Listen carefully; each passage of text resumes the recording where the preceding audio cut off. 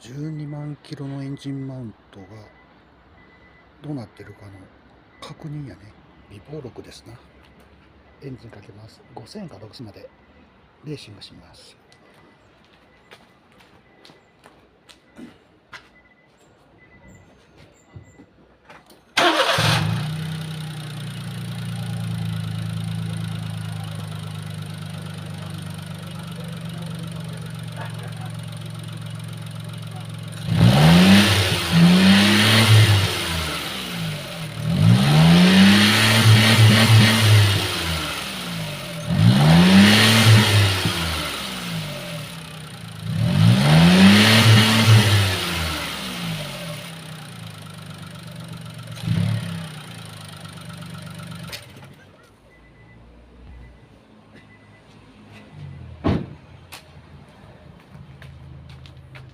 ホンダのエンジン